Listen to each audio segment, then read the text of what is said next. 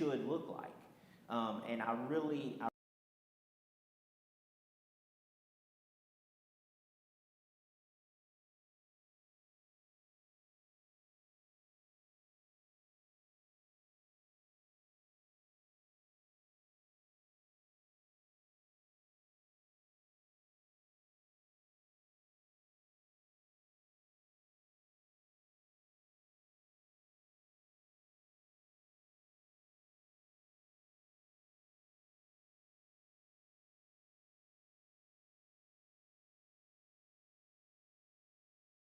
And that's really lifelong friendships that can last a long time. And it's an honor to be able to be a part of that.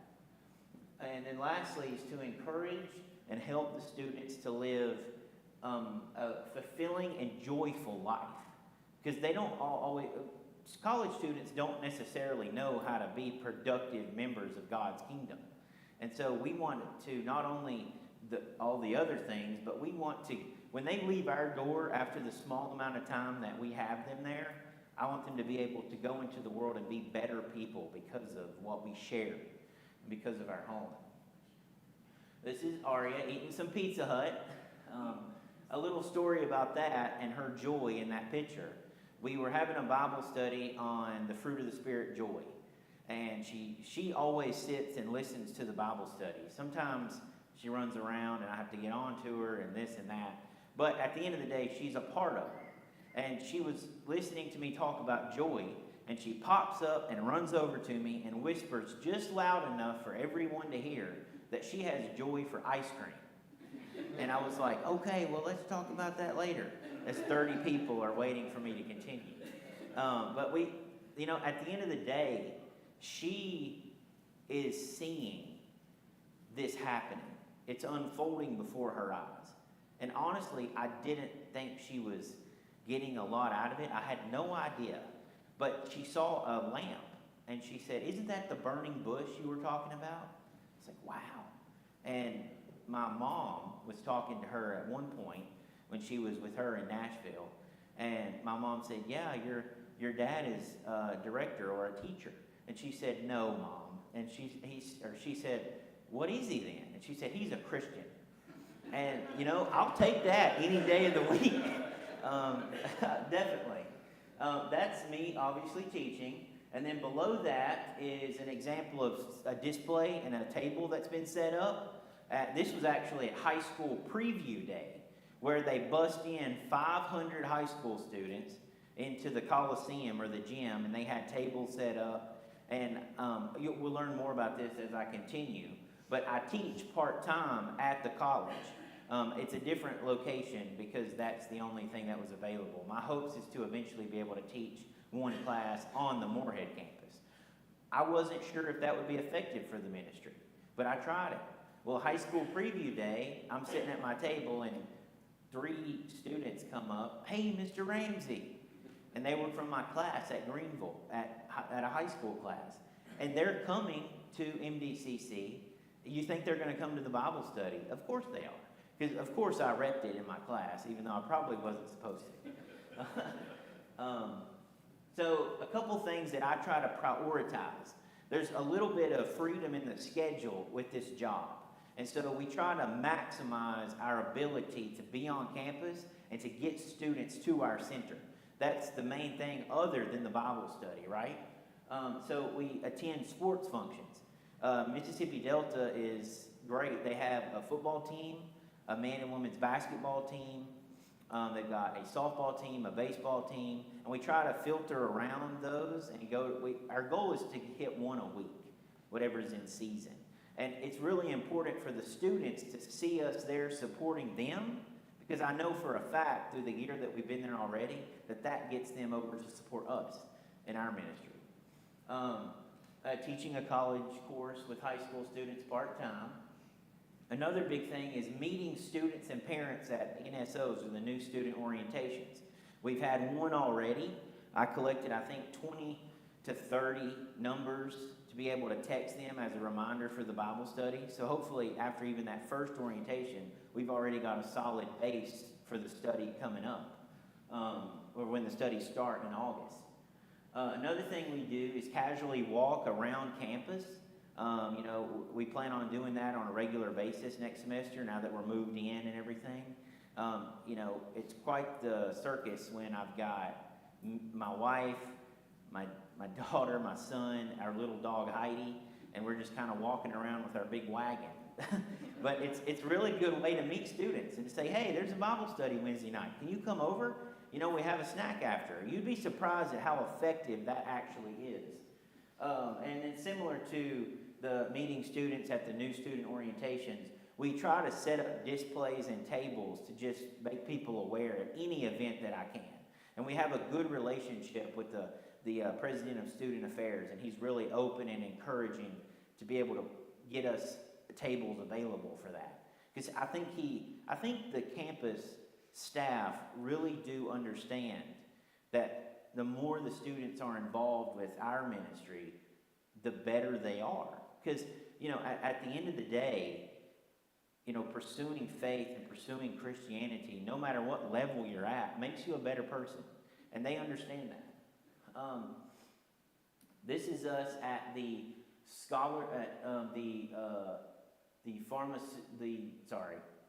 Gene Gibson had he taught at the pharmacy school. And now there's a scholarship set up for him. And this is the recipient that received it. She was lovely. They let me lead a prayer at the luncheon, and it went really well. That actually in the top right corner there is Mr. Eddie Lewis. As you know, he was doing the first Bible study during my training period. He covered one, and then I had the rest. And he did a great job there, and the students were really active. We had, I think, 60-something students come to that first Bible study. It was intense. Not a lot of room in our living room with 60 students. And I was like, maybe we should move this outside. I was like, no, we're just going to stay in. There's some of our softball girls and basketball guys eating their snack. Also, another thing I wanted to do was let y'all know some of the past themes and lessons we've had so far.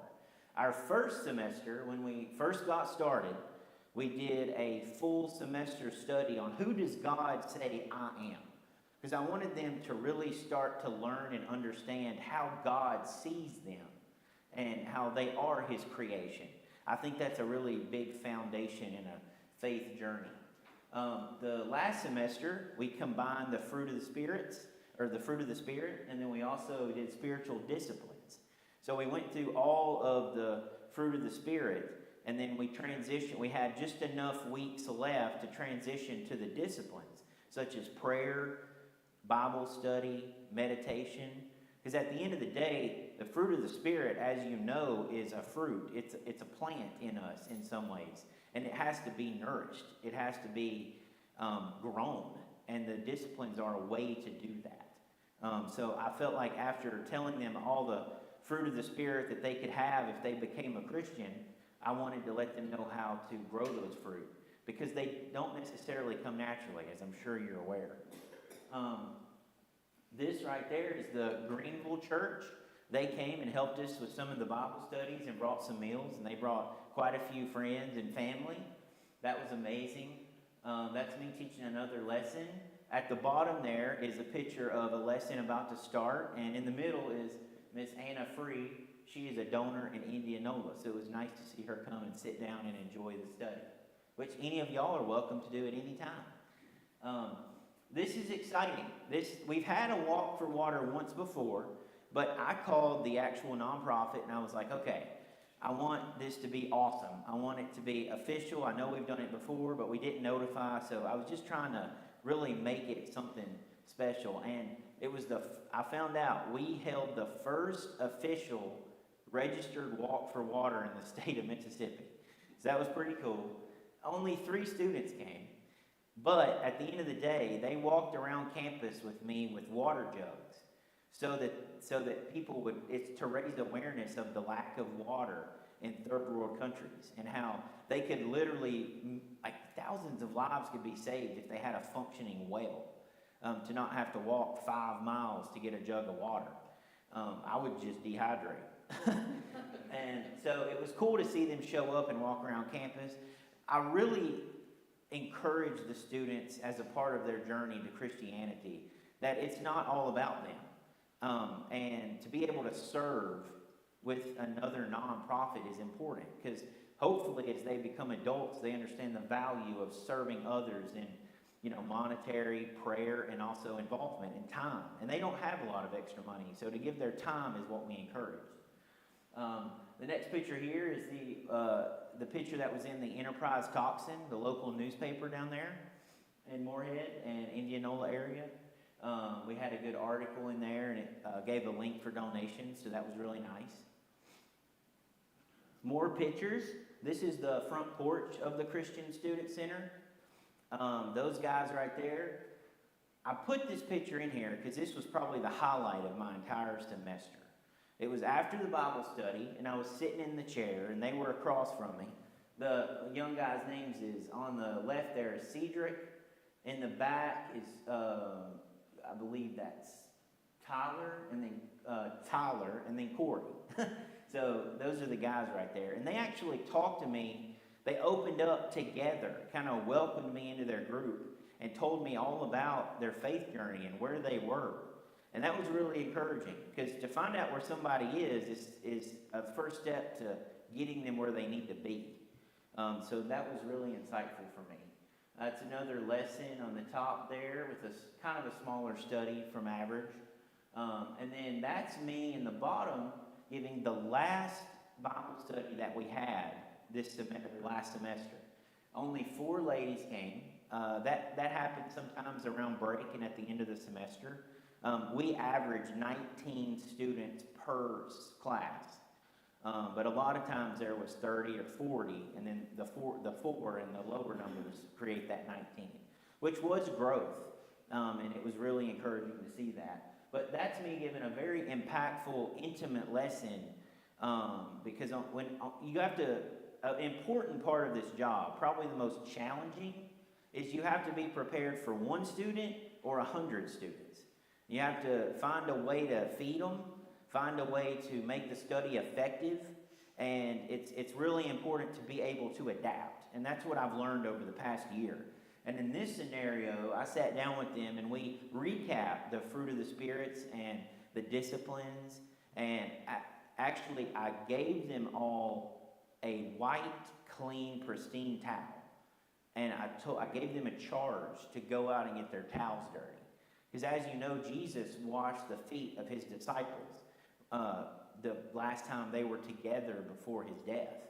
And I wanted them to not go wash feet, but I wanted it to symbolize that to serving others and loving others is just about the most important thing that they could do. And then that's some eating around the table in the dining room, some of Mary Ashley's homemade pinwheels, which were a hit. And in the bottom right there is a guest speaker, Joshua Davis from the Bluff Road Church of Christ, and our family. He did an amazing job. His father, Orlando, was there as well. They had the most amazing singing voices. So we were able to really have some amazing worship after the study. Really good guest speaker. We've only had 1 guest speaker last semester. It was a true success. So that's good to know. That's an intense game of Uno happening with my subpar hand. We've got some other lessons and them in the kitchen coming through. This was our Valentine's Day celebration. We decorated. Mary Ashley made a homemade cake and some cookies. In the bottom right, the bottom right there, we've got on this side is Shemaiah. In the middle is Blessing. And then on the left is Sincere. And they come to the first study, and they said, we're sisters. And so we thought they were sisters the whole time. It took about 6 Bible studies for them to tell us, well, we're actually just best friends. And I was like, okay, good to know. And that right there are the 2 girls that came in the front there that came to Mariah and Raylan, who came to the Walk for Water. And if you can tell in the top right, there's the guy in the blue shirt, and I'm like right there doing this. He's behind me there. His name is Joshua, and he didn't start coming to the studies at first. He actually showed up on a random Tuesday at the Christian Student Center, and he was very downtrodden. He was very discouraged, and I could tell immediately. And he obviously saw the sign and seeked us out. And so I got him there, I sat him down, we went through scripture. He wasn't really open about what was going on, and I respected that. But I just tried to encourage him and read some scripture with him and pray with him. Well, after that, he started coming to almost every study. And he still comes. We saw him on campus. He's going to come back next semester as well. He's in the automotive program. He's an amazing guy, and it was really cool to see him leave in a different state than when he came, because that's what we're there to do. Another meal at the dining table. That guy right there, that young man, is Cedric. He's probably one of the most respected and well-spoken young adults I've ever seen. He even brought his guitar once and started picking some tunes for us after a study, and it was amazing. You could tell the other students look up and respect him. Therefore, I respect him. So obviously, some of the ladies that come love to hold Rhett. So he's reading the Bible there. That young lady there in the bottom corner's name is Jamesia. She regularly came 30 minutes early to each study. And she was very shy, but you could tell she wanted to be there. She found a home there, some place that was safe. And there was some trust that developed. And like I said, she kind of stayed away from the other students that came and stayed to herself. She opened up to us about halfway through the semester about how she had written her own book, and it was published by herself on Amazon. So we ordered the book. I haven't read it yet, but I will. And it was really encouraging to see her build up the courage to tell the entire Bible study about her book and hand out business cards at the last Bible study of the semester. So I think the like-minded friends and the community she found there allowed her to grow and come out of her shell. And that was cool to be a part of that. There's Mary Ashley and Aria making pancakes. We had breakfast for dinner once at the Wednesday night Bible study. That was a big hit. That's Jamesia again with Mary Ashley and then holding Rhett. Okay, so this is Carson. He's the baseball player. He's one of the most encouraging students there, honestly. He's the only player from the baseball team to come to the studies. When you've got football guys and basketball guys and softball girls, they come in packs. Sometimes in 30, sometimes in 4. You know, it varies. Carson, though, he came alone every study. And he sat there, he read his Bible. You can even tell right there, he's dealing with some things. He's struggling. He's working through his faith in our table. He opened up to me about having some shoulder problems. He plays baseball. Me and Aria and I actually went to a away game to support him in the baseball team, and he saw us, and that was a conversation starter afterwards. He even opened up to me about some problems with other teammates and the coach, and allowed me to pray with him by the end of the semester. Let's see. Oh, that right there is Aria in the booth of the football stadium there. We had a game, and they asked me to lead a prayer in the booth, and she came with me, and that was amazing. That's one of the basketball guys and the softball girls in the back there studying. Let's see. In the top right there is a girl named Essence, and she was an RA. She had a very busy schedule, but she always managed to show up when she could. And it was really encouraging to see that. A busy person, really, even if she came late, I was like, come on, yeah, whenever you can. She loved to hold Rhett. She's actually where I got the idea of a family unit, because she was always asking, like, what's it like to be married?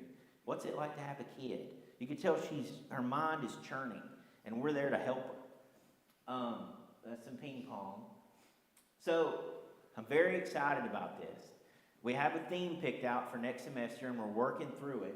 It's called The Christian Student Center Presents Miraculous. We're going to tell the story of Jesus Christ and his ministry through his miracles. I believe there's 37 listed miracles throughout the gospel. We went through and did one per week. So we kind of cherry picked which ones were the best, And it's going to be really exciting. We're creating those lessons right now. We want to, it's not really necessarily about the miracle.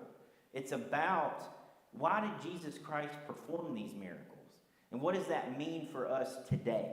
And I want them to really see that. And because Jesus Christ performed miracles to show the power of God. And so I hope that they can see that through this story. That's the goal. I hope it encourages some private study as well. And we're always open to one-on-one studies and group studies. In fact, Mary Ashley is doing some surveying to try to do a ladies' Bible study on a different night or a different day other than Wednesday night. And I'm going to gauge interest in doing a man's Bible study as well. It's a little bit difficult to get them to come for a personal study, but that's our next semester's goal, is to dig deeper in these relationships so that we can not only introduce Christianity, but get some people baptized. Like that's really what our goal is. Now, I do want to make the point that a lot of these kids have no experience with Christianity, or they're at the very beginning of their journey. They're curious. So a lot of times, with the limited amount of time that we have them, it's like planting a seed, right? You're familiar with that. But we hope to be able to dig deeper, and by the time they leave, for us to create more of a foundation than just a Wednesday night Bible study. That's our focus this semester, and that's what y'all can help with. To end the PowerPoint, before the last Bible study, or before finals week of last semester, this young lady who came to every Bible study, including the Walk for Water, sent me this text. And it says, "Hey y'all, I'm leaving campus for this semester. It's been great to meet you lovely people. And I just want y'all to know I've enjoyed the time we had together and the moments we shared. You made my Christian journey better by opening my eyes to different perspectives. I truly love your family and the work you've done. See you next semester." Can't ask for better than that. That's why I wanted to put it up here. So, thank you for your time. Does anyone have any questions? I think I did it perfect, because there's 5 minutes for questions. Are you still getting a good reception from the administration at the college and getting their backing and that type of thing? Yes. So the president of student affairs, his name is Christopher Lee. And he actually, I'd secured a table for the first new student orientation early. But he actually emailed the day before and said, "Do you have a table? I really want you there." And I was like, "Okay, perfect." So we're good with him. The college has a new president. A lot of transition and turnover through the college. I've made it my mission to seek out the new president and to be as friendly and to be as open as possible to get him on our side. And I think I've made a good couple impressions. So that's another focus for next semester, is to go out and seek these new employees and go ahead and get them on board. Because we've had a lot of support in the past. But when those people leave, we pretty much got to just butter up the next one. And that's what we're going to do. Good question. What about, you said that we could meet on Wednesday nights. What about are they coming by other times during the week? So Kind of a hangout place for them? Yes, exactly. Not only do we have the Wednesday night Bible study, which usually lasts about 2 hours if you include the study, the meal, and some fellowship, but our door remains open. Obviously, we have a glass, but we open the door from at least 9 to 5, Monday through Thursday, because they're closed Friday, Saturday, and Sunday. And they're open to come at any point, because we live in the house, a true home away from home. I just ask that if they're coming late at night or something, if they have the opportunity to send me a text or call me, so I can put on something and go to the door. But that's why it's so important and effective for us to live in the house, because it is a true home, and they can come over and talk whatever they need to do, really at any time that we're there, and we encourage them to do that. It happens less than I want it to, but the goal next semester is to get them over. And that's also, we've got a lot of things planned for next semester. Mary Ashley's talking about a craft women's Bible study where they do some DIY crafts while they talk and have an open discussion. We're really going I think we're going to have a Saturday morning worship walk where we encourage the students to meet with us and just walk around campus. We've got some Halloween stuff planned, just to have maybe carve a pumpkin and hang out for a little while. But anything we can do to get them over as much as possible is our goal. Good question. Anybody else? Corey, Yes, tell them about the coaches dinner too, will be getting in. Yes, so we are having probably 2 coaches' dinners. And that's the all the different coaches for the teams. We invite them over to have a really nice meal. And I'm actually calling it a strategy dinner this semester because I really want to focus in and try to get the coaches to open their arms to me and to how I can help the team. I'm trying to make them understand, and I hope they do, that if their players get involved with Christianity, they're going to be better players, better people, better teammates. And that's what we want. So my goal, we started what we called Dugout Devos last semester, which is where I went and did a short Devo and prayer with the team before one practice monthly. And we're trying to do that with all of the teams, and that's what I hope comes out of the strategy meeting.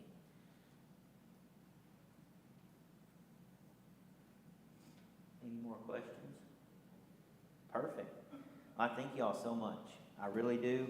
If it wasn't for y'all, me, or Mary Ashley, I, and our family would not be able to do this. So thank you.